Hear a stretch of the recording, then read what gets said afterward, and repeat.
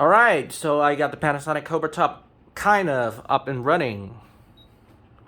See, as you can tell, the top does not open by itself, and that is one of the problems I'm going to talk about. So let me play some music real quick. I'm going to turn it down a little bit. So as you can see, this whole thing works just fine.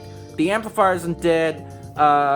There's no connection issues as far as I could tell. It's a great machine. But the CD and the tape does not work, and I have to tap into the circuit in order to get the AUX working because there is no remote control for this, or at least I don't have one. Now,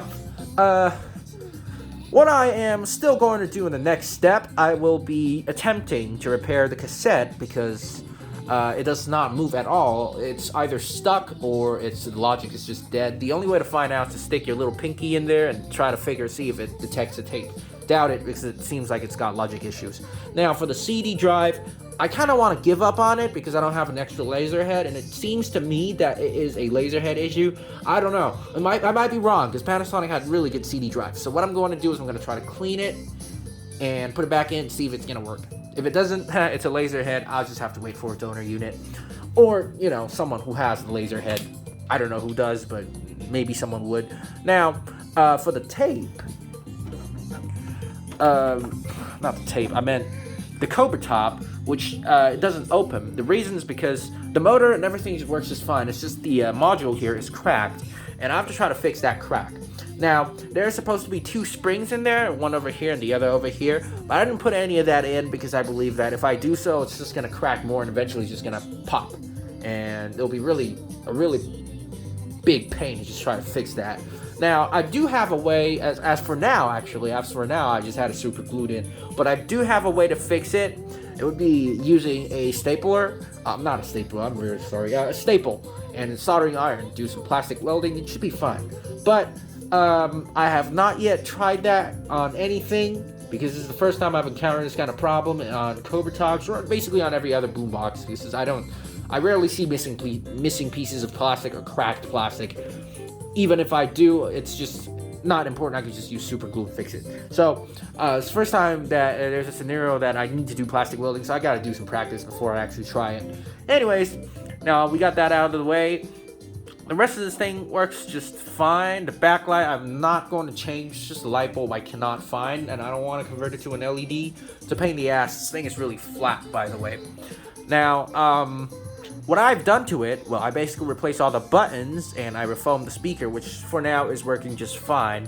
As for the sound quality, it sounds pretty good, although not really on the mini system level. It's alright, it's not too bad for a boombox. Probably one of the better sounding ones, not the best sounding ones, probably not in the top 10, but one of the better sounding ones. I'm gonna crank it up a little bit.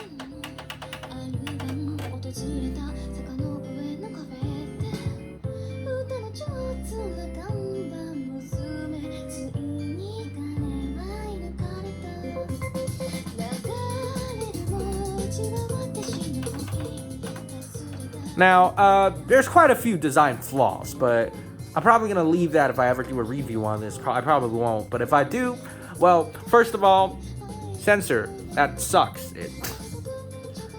Every time you walk in front of it, it's going to turn itself on. The speakers, the foam surround, they tend to crack. Backlight, well, that's the same on every other unit.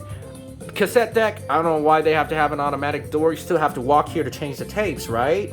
So, yeah, that's kind of pointless right over there. And the fact that the aux-in requires a remote to operate. Why? I don't understand. Like, you could just put an extra button or something. That's not going to be hard. There is still space on here. There's also still space on there. You can put it in the menu. See there? On the sound part, there's that little blank spot over there. You can put it over there. Or you can put it somewhere else. It doesn't really matter. Just an aux, or just put it in the middle over here.